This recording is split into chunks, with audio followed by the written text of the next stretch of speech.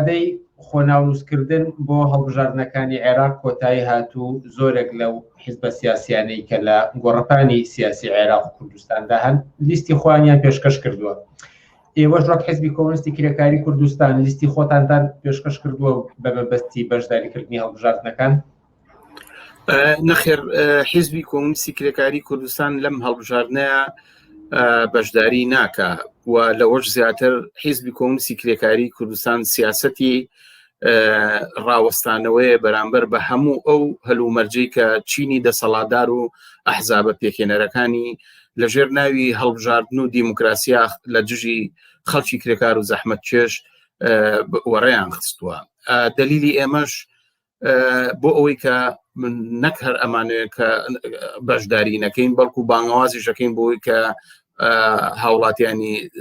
چ لە عێراق چ لە کوردستان بە تایبەتی بەشداری لەم پرۆسەیان نەکەن. بۆ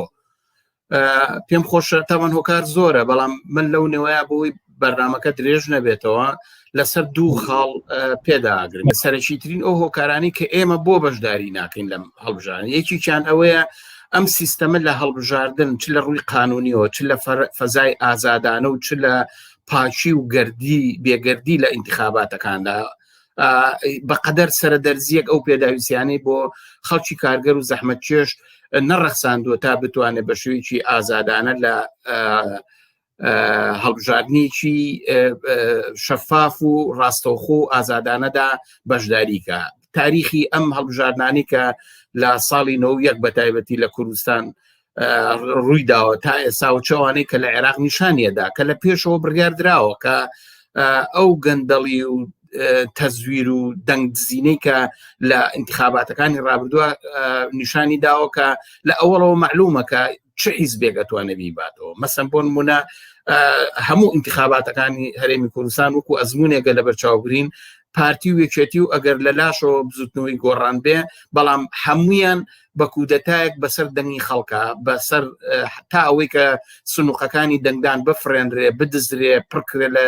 دەنگدانی تەزویر مردوو زیندوو بکرێتەوە و دەنگی پێ بدرێ. ئەمە لایەکێتی کە هیچ زەمانەتێک نییە بۆی کە ئەم انتخابەش لە هاوشێوەی ئەوانەی پێشووتر بێ. لەمەش مهمتر خاڵێکی تر ئەوەیە کە بەڕاستی ئێستا ئەوزاعێکی سیاسی و هاتنە مەیدانی خەڵک بەرامبەر بە دەسەڵات چ لە بەغا چ لە هەولێر پیشانی ئەدا کە ئەم دەسەڵات خەڵک حکمیاوە بەسەر ئەم دەسەڵاتەیە. ئێستا ئیتر کاتی دەنگدان نییە، کاتی ئەوەیە کە خەڵک خواستی وەلانانی ئەم دەسەڵاتەوە بەکردەوە دەربێنێ. ئێمە دەبینین لە یەک ساڵی ڕابردووە هەم لە شارەکانی عێراق هەم لە شارەکانی هەرێمی کوردستان خەڵک کەوتوتە بەرامبەر ئەم دەسەڵاتەوە. خەڵک داوای وەلانانی ئەم دەسەڵاتە بۆتە خواسێکی سەرەکی، نەک مەسلەی دەنگدان و بە پیرۆچوونی بانگەوازی ئەحزابەکانی دەسەڵاتدار کە خەڵک بڕوا دەنگ بە پێچوانەوە. ئێستا ڕوتی خەباتی چینایەتی بینی کارگەر و زەحمەتکێش و بینی چینی دەسەڵاتدار چ لە عێراق چ لە هەرێمی کوردستان کێشمەکێشێکە بۆ کۆتایی هێنان بەم دەسەڵات و سیستەمەی کە 20 ساڵە لە مەسەن 18 ساڵە لە عێراق ژیانی خەڵکی لە بێکاری و نەکبەتی و دایان مەئساتە ڕاگرتووە و لە کوردستان نزیکەی 30 ساڵە کە خەڵک جگە لە بێکاری و نەهامەتی زیاتر هیچ شتێکی تری نسیب نەبووە. ئەمە جگە لە هەڵاواردنێکی چینایەتی هەڵاواردنی ڕەگەزی نائەدالەتی کۆمەڵایەتی کەیخەی بە کۆمەلگای هەم عێراق هەم کوردستان گرتووە. بۆیە بە بڕای من چارێک نییە بۆ ئەوەی کە کۆتایی بەم مەساعاتانە بێت کە ئێوە ئاماژەتان پێداوە کولانەکانی تری بەشداربووی هەڵبژاردن ئاماژە بەوە دەدەنانی کەم لە دەستگا ڕاگەیەنەکاندا کە ئەمە دەرفەتێکە لە بەردەم خەڵکیدا کە بتوانێت اختیاری خۆی بکات چی لایەنێکی پێ باشە دەسەڵات بگرێتە دەست. بۆیە ئەمە دەرفەتێک نییە لە بەردەم خەڵکیدا بۆ ئەوەی کە کۆتایی بەم ئەزمونانە بێنێکە ئێوە ئاماژەتان پێدا. بە پێچوانەوە ئەمە دەرفەتێکە بۆ دەستچینی دەسەڵاتدار بۆ یەکێتی و پارتی بۆ ئەحزابە ئیسلامیە شیعی و سونیەکان لە عێراق کە ڕوتی خەباتی خەڵک بۆ وەلانانی ئەم دەسەڵاتانە بەلاڕێدا بە قەزیەکە بکاتە قەزی ئینتیخابات و چێ ئەیباتەوە و چێ نایباتەوە. بەڵام ئێمە بینیمان چ لە عێراق چ لە کوردستان خەڵک هەموو ئەحزابەکانی خستە ناو تابوتەوە. خەڵک چەندین جار ڕاپەڕی لە شاری بەسرا لە ناسریە لە کەربەلا و نەجەف لە شارەکانی کوردستان لە دژی دەسەڵاتی یەکێتی و پارتی ڕاپەڕیون هاتوونەتە مەیدان. بۆیە لە سەردەمێکا کە قەیرانی حکوومەتی هەیە، لە سەردەمێکا کە دەسەڵات کەوتوتە بەرامبەر بە خەڵکەوانێ، مەسەلەی انتخابات هیچ شەرعێتێکی نیە غەیری ئەوەی کە جارێکتر ئیعادەی ئەم نەزم و دەسەڵاتە بکاتەوە کە لەسەر هەژاری و بێکاری و جیاکاری و ستەم و نەعەدالەتی دامەزراوە. بۆیە بە بڕای من هەر جۆرە بەشداریکردنێک لەم انتخاباتە جگە لە هێنانەوە پێشەوە و زیندووکردنەوەی ئەم دەسەڵاتانە و شەرعێت پێدانی لە ژێرناوی ڕای خەڵکا شتێکی تر نییە. خەڵک هیچ ئومێدێکیان نابێ بۆی ببێکە گوایە لە ڕێگای ئەم هەڵبژاردنەوە ئەتوان ئەوزاعەکە بگۆڕن. بە پێچەوانەوە خەڵک ئللا بە خەباتی خۆی بە هاتنە مەیدانی بە خەبات بۆ وەلانانی ئەم دەسەڵاتە ئەتوانێت چاکسازی لە ژیانی بکە، ئاڵوگۆڕ لە ژیانی بکە، کێشەی موچە و ئازادیەکانی چارەسەرکە، کۆتایی بەم زوڵم و زۆر و نەعەدالەتە بێنە کە ئەحزابی دەسەڵاتدار چ لە عێراق و چ لە کوردستان بەسەر خەڵکیانە داسەپانەوە. بۆیە بە بڕای من ئەگەر انتخابات دەرفەتێ بێ، دەرفەتێکە بۆ دەستچینی دەسەڵاتدار و ئەحزابە پێکێنەرەکانی بۆ لەباربردننی خەباتێکە لە شارەکانی عێراق و کوردستان بەڕێکەوتۆ بۆ لانانی ئەم دەسەڵاتە. ئێستا دەورەی انتخابات نییە، دەورەی خۆکۆکردنەوە و ڕێکخراوبوون و هاتنە مەیدانە بۆ لانانی ئەم دەسەڵاتە. ئاخر ئەم هەموو ناڕەزایەتی و خۆپشاندان و هاتنە مەیدانی خەڵک، ئەم هەمووی کە بڕوخێەوە بڕوە گەندەڵ دز ئەبێ دەستکۆتا بکرێ، خۆ ئەمە لە خۆڕانیە. ئەمە نیشان ئەدا کە ئاستی خەباتی چینایەتی چ لە شارەکانی عێراق و چ لە شارەکانی هەرێمی کوردستان ڕووی لە وەلانانی ئەم دەسەڵاتەیە. ئەوانەی کە دەیانەوێ خەڵک ڕاپێچکەنەوە بۆ بەردەم سنووقەکانی دەنگدان، ئەیانەوێ لە پشتی بەرژەوەندی و خەباتی حەق خوازانی خەڵکی کرێکار و زەحمەت چێژ لە عێراق و لە کوردستان خەڵک بکێشنەوە پای دەسەڵات و پای سنووقەکانی دەنگدان بۆ ئەوەی کە ئەم دەسەڵاتە ئیعادەی نەزمی خۆی کاتەوە، ئەم دەسەڵاتە شەرعێت بەخۆی بات. ئێستا ئێمە دەبینین مەسەن لە کوردستان سیرکەن خودی ئەحزاب پێکێنەرەکانی ناو دەسەڵات شەق و پەقن، چینی دەسەڵاتدار لەناو حکوومەتە کەوتونەتە گیانی یەک لەسەر مەسەلەی ئەوەی کە چ دەستگایەکی تیرۆر بەشداری کردووە لە کوشتنی قاسم سلێمانیە، لەسەر مەسەلەی پەکەکە، لەسەر مەسەلەی قەراردان لەسەر گیراوە سیاسەکان و یاسای پیاچوونەوەی دادگا. هەموو ئەمانە نیشانە کە مەسەن وەرن سەیری گوێ لە قسەکانی زودنەوەی گۆڕان گروم سەرانیان بگرن، لەوانەیە یەکێتی نیشتیمانی بگرن، لە جوابەکانی پارتی و بنەماڵی بارزانی بکەن بەم دۆخە و بەم کێشمەکێشە. نیشانەیە کە درز و کەلێنێک لەنێو دەسەڵاتە تا دێقوڵە بێتەوە. ڕیشەی ئەمەش ڕیشەی ئەگەرێتەوە بۆ ئەو قەیرانە سیاسی و اقتصادی کە بەرەوکی بەدەسەڵاتداران گرتووە و خەڵک لەمە بە تاو هاتووە و خەڵک بەمە ناڕەزایەتی دەرەبڕێەوە و خەڵک لە بەرامبەر ئەم هەلومەرجە ڕۆژ بە ڕۆژ فرسەت پیاکە بۆی پێ بنێتە مەیدانەوە. دەورەی خەباتە بۆ لانانی ئەو دەسەڵاتە چ لە عێراق چ لە بەغداد، نەک مەسەلەی ئەوەی کە خەڵک ببێتە وەسیلەی دووبارە سازدانەوەی ئەم دەسەڵاتە و شەرعێت پێدانەوەی. مەبەستانەوەی کە ئێستا دۆخەکە بۆ هەڵبژاردن لەبار نییە، بەڵام پێم خۆشە سەرنجی ئێوە بە گشتی لەسەر هەڵبژاردن بپرسم. ئاگەر لە دۆخێکی تر بووینایە بۆ نمونە ئەکرا ئەو وەختە هەڵبژاردن بە وەکو ئەڵتەرناتیڤێکی گونجاو لە بەردەم خەڵکیدا تەماشا بکرێت؟ لە پێشەوە دوو خەڵ تاکیدکەین ڕەنگە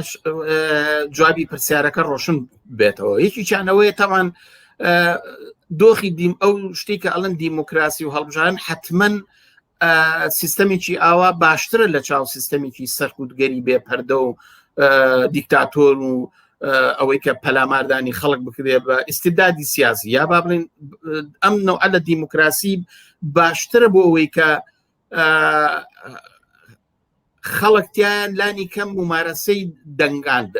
دەنگدان کە حەقی دەنگدانی خۆی ئیجراکات. بەڵام مەسلەی ماف پەیڕەوکردن لەو مافە یا با بڵێن بەکردەوە دەرهێنان و بە عەمەلی دەرهێنانی ئەو مافە دوو شتی زۆر جیاوازن، زۆر لێک دوورن. بە تایبەتی لە هەلومەرجێکا کە لە کۆمەلگایەکە کە جیاکاری تەبەقاتی هەیە کە سەرمایەدار و کارگەر هەیە کارگەر و زەحمەتکێشیش کاتێ فرسەتی ئەوەی نییە کە بتوانێت لە ڕێگای دەنگدانەوە دەنگ بەرێتەوە کورسی دەسەڵات بگرێتە دەست لە هیچ شوێنێکی دنیاە بە قسەی یەکێک لەوانەی کە لە باسی دیموکراسی کردووەڵێ ئەگەر دەنگدان و ئەم دیموکراسیە سیستەمی بگۆڕایە دەمێ بوو دەسەڵاتداران و سەرمایهداران ئەمەشیان ئیلغا کردەوە و ئەو حەقەشیان لە خەڵک گەستنەوە کەوایە مەسلەی انتخابات یا پرۆسەی دیموکراسی بەعام پرۆسەیەکە چوارچووەیەکە بورژوازی و چینەدارەکان دایانێن بۆ ئەوەی کە هەر 4 ساڵ جارێ مراجعەتکەن بە خەڵک و دوای بیان نێرە ماڵەوە بە ناوی ئەوانەوە جنگەکان بکەن بە ناوی ئەوانەوە سیاسەتی لێگرتنەوەی اقتصادی دامەزێن بە ناوی ئەوانەوە سیستەمێکی کۆنەپەرستی بێنە سەر قوانینەکان شەریعەت و دین و ئیسلام و ناسیۆنالیزم بکەنە ئەم ئایدۆلۆژیانە بکەنە قوانین و ژیانی خەڵکی پێ لە قاو بن ئازادیەکانی پێسەرکوتکەن و خەڵک دابشکەن لەسەر کەمینە و زۆرینە بەم معناش حەق دابشکەنەوانێ مەسەن بۆ نمونە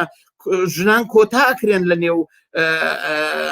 سیستەمی انتخاباتە یعنی ژن چارەکە ئەکرێ لە ساڵ 25 دەنگی پێدرێ لە کاتێکا ژن ئینسان و هاوڵاتیە پێویستە هەمان حەقی پیاوی هەبێ یا کەمایەتی مەسیحی یا کەمایەتی نەتەوەی کە خۆیان پێڵێن کەمایەتی یعنی حەقیان ئەمانە حەقیان نییە لە چاو زۆرینەی نەتەوەی باڵا دەسەڵات بگرێتەوە لە هیچ شوێنێک ڕێیان پێ نادرێ دووهەم خاڵیش ئەگەر بمێ تەئکیدی لێ بکەم ئەوش ئەوەیە کە تەبعاً حەقی دەنگدان شتیشی باش لە هەر وڵاتێکا کە هاوڵاتیان بیان بێ بەڵام لە نێوان حەق و چۆنیەتی بەکردەوە دەرهێنان و مارەسەکردنی ئەو حەقەدا فاصلە و میانەیەکی گەورە هەیە بە تایبەتی لە کۆمەلگای چینایەتیە لە کۆمەلگایەکە کە سەرمایهدار هەموو ئیمکاناتێکی بەدەستەوەیە ئەتوانێت لە پرۆسێکی انتخاباتە سوودی لێوەرگرێ و بتوانێت دەنگ بێنێتەوە زۆرینەی دەنگ بێنێتەوە حکم و سیاست و بۆچوونی خۆی زاڵکە سەر ئەکسەریەتە بەڵام بۆ کارگەر و زەحمەتکێشێکە هیچ ئیمکاناتێکی نییە نەک حتا بۆ کەمپینی انتخاباتی بۆ بژێوی خۆی و ئەو فرسەتانەی نییە کە بتوانێت لە ڕێگای دەنگدانەوە ئاڵوگۆڕ لە ینی بەشداری بکە و بچێتە ناو دەسەڵاتەوە ئاڵوگۆڕ ئەو ئاڵگۆڕی کە خۆی بەدی بێنێ لایەکی تری ئەم مەسلەی ئەوەیە کە خودی ئەم سیستەمی انتخاباتە بەڕاستی جگە لە چینەدارەکانی کۆمەلگا هیچ کەس ئیسفادەی لێ نەکردوە خەڵکی کارگەر و زەحمەتگێر تۆرە سەیر کە ئەم سیستەمە چۆنە هەر 4 ساڵ جارێک خەڵک خەنە بەردەم سندوقی دەنگدان و دەنگیان کۆکەنەوانە بە تایبەتی حتا ئەگەر انتخابات یا پرۆسێکی دیموکراسی نیابەتی بێ یا حتا تەوافقی بێ هەر جۆرە لە جۆرەکان بێ لە شکلی ڕابردوو یا لە شکلی ئێستایی بێ دەبین 4 ساڵ ئەو خەڵکە خەنە بەردەم سندوقی دەنگدانەوە نوێڕایەتیەکە و دەنگی لێوەرگان ئێمە نوێنەری تۆین تۆ بڕۆ ڕۆماڵەوە دانیشە لەم 4 ساڵە ئەو دەسەڵاتە جەنگ بڕیارەیە سیاسەتی لێگرتنەوەی اقتصادی بڕیارەیە هەوڵەدا یاسای کۆنەپەرستی ئاینی ئیسلامی مەزهبی قەومی فەرهەنگی دواکەوتوانە بکاتە قانون و ئیدغامیکا و تێکەڵیکا بە یاساکانی بەڕێوەبردنی ئەو کۆمەلگایە بەبێ ئەوەی کە ئەو کەسەی کە دەنگی داوە بۆ ئەندام پەرلەمانە حەقی هەبێ کە ئیترازکە تۆرە سیر کە لە هەرێمی کوردستانە بەڕاستی خەڵک دەنگیان نا بۆ ئەو ئەندام پەرلەمانانی کە دوایی بڕۆن سیاسەتی لێگرتنەوەی اقتصادی لە هەرێمی کوردستانە بکەن کە بڕۆن لە ژێرناوی چاکسازیە بە تایبەتیکردن و هەڕاجکردنی کەرتی خزمەتگوزاری تەئیدکەن تەئیدی یاسای فرەژنی بکەن ئەم یاسایانە بە ناوی خەڵکەوە تەواو کراوە لە کاتێکە کە خەڵک ناوێ فرەژنی ناوێ خەڵک ناوێ موچەی لێ ببڕێ خەڵک ناوێ بەرحاڵ ئەو جیاکاری کە دەسەڵات دەهێنێتە بە کایەوەی کاتە قوانین ئەوانەی ناوێ خەڵک ئازادی و خۆشگوزەرانی ئەوێ یعنی مەبەستم وەیە کە بڵێم بە ناوی خەڵکەوە کۆنەپەرستی ترین و سەرکوتگەری ترین و هەژار و بێکارترین سیاست بە ناوی ئەو خەڵکانی کە دەنگیان پێداوە لە پەرلەماناکرێتە یاسا و حکوومەت جێبەجێیەکە یەک مەسەلەی تریژەیە لە دنیای ئەمڕۆیە حتا هیچ کاتێ فرسەت نادرێ بە ئەحزاب و لایەنی چەپگەرە کە بیانێ ڕادیکاڵانە مامەڵی کێشەکانی کۆمەلگا بکەن فرسەتیان پێ بدرێ بچنە ناو پرۆسەی انتخاباتەوە دەنگ بێنن ئەگەر هەر حکوومەتێک لە بەرئەنجامی انتخاباتە لە نێو سیاسەتی جیهانیان نەکەوێتە پاڵ سیاسەتی هێزە ئیمپریالیستیەکانەوە گەمارەوە درێ و تەریگەکرێ و سەرکو دەکرێ و حتا ئەگەر ئەکسەرێتی دەنگیشی هێنابێتەوە پیلان لە دژە گێڕنەوە و کەناریە خەن و ئایزۆلەیەکەنەوە لەو پرۆسەیە. من نمونەیەکت بۆ بێنمەوە لە چەند ساڵ لەمەوبەر حیزبێکی سۆسیالیستی ریفۆرمسی کە ڕاهبەرەکەی ناوی سریزا بوو لە یۆنان دەنگی هێنایەوە و خەڵکێکی زۆر دەنگێکی هێنا و لە ئەنگریان کرد بە تایبەتی خەڵکی کارگەر و زەحمەتجێر، بەڵام زۆری نەبەر هەر یەکسەر گەمارۆدرا لەلایەن ئەحزاب و دەوڵەتانی لایەنگر بە ئەوروپای یەکگرتووە، بە تایبەتی ئەڵمانیا سندوقی نەقدی نێودەوڵەتی و چۆنەڵی دەوڵەتانی بەهێز لەوانە فەڕەنسا و ئەڵمانیا بە تایبەتی گەمارۆیاندا و ناچار پەچیان خست و ناچار بوو کەوتە کەنارەوە، هیچ نەیتوانی بەقەی سەرەدەرزیەک حتا بۆ ئەو خاڵانی کە بۆی چوو بۆ ناو انتخاباتەوە پەیڕەوی لێ بکەوە ئاڵوگۆڕێ بەسەر ژیانی خەڵکە بێنێ. کەوایە مەبەستمە انتخابات بەڕاستی انتخابات و پرۆسی دیموکراسی چوارچێوەیەکە زیاتر لە ژێر ناوی دەنگدانی خەڵک و ڕای خەڵکە شەرعیە دەدرێ بە دەسەڵاتێک کە لە بنەڕەتەوە لەسەر ئەساسی جیاکاری تەبەقاتی دامەزراوە، لەسەر ئەوە دامەزراوە کە کارگەر هەربێ کارگەر بێ و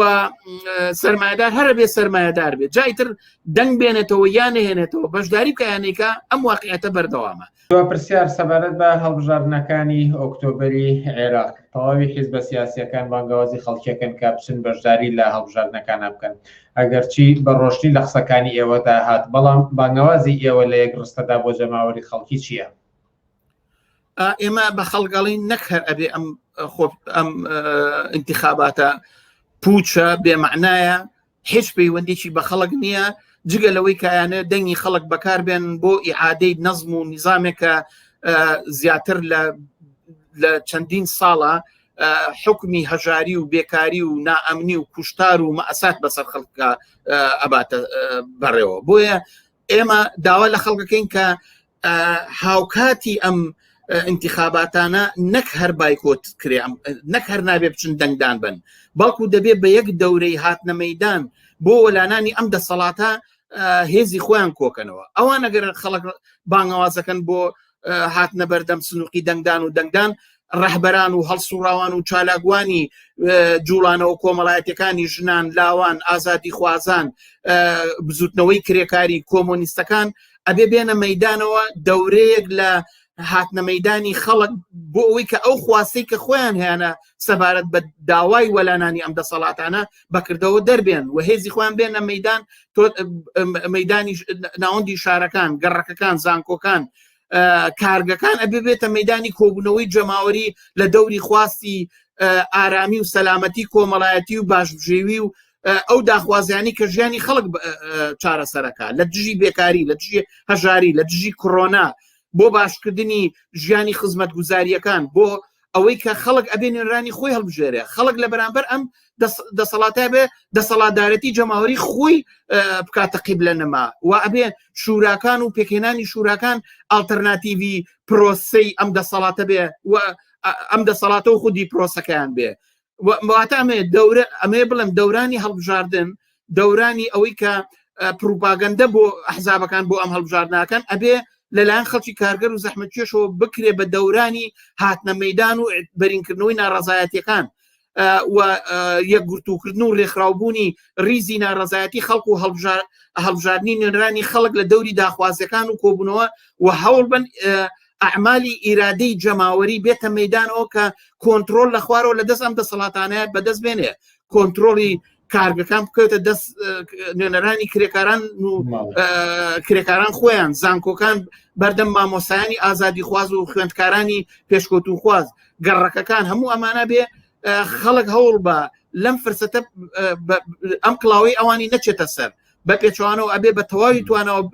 دەورانی هەڵبژاردن بکاتە دەورانی تونکردنەوەی خەبات و ناڕەزایەتی بۆ وەلانانی ئەم دەسەڵاتە و هێنانەکایەوەی نوتفە و کۆرپەی دەسەڵاتدارەتی جەماوەری لە شوراکان، لە ئەنجومەنەکان، لە بەڕێوەبردننی کۆمەلگادا. من پێم وایە حیزبی کۆمونیستی کرێکاری کوردستان پێی وایە ئەمە سیاسەتێکە کە وەڵام بە کولی ئەم قەیرانە و بە سەرتاپای نەزم و نیزامێکە حکمی خۆی و تەمەنی خۆی کردووە و بە پرۆسەیەکە چینە دەسەڵاتدارەکان ئەیانەوێ خەڵکی بۆ ڕاکێشن و جارێکی تر ئیعادەی نەزم بکەنەوە و دەنگی خەڵک بکەنە ڕێگایەک بۆ شەریعەتدانەوە بە نابەرابەری و نایەکسانی و سەرکوت و هەژاری و نەداری و ئەو جێژاوەی کە ئەم دەسەڵاتە ئەم دوو دەسەڵاتە لە شارەکانی عێراق و لە هەرێمی کوردستانە بەسەر خەڵکە دایان سەپاندووە.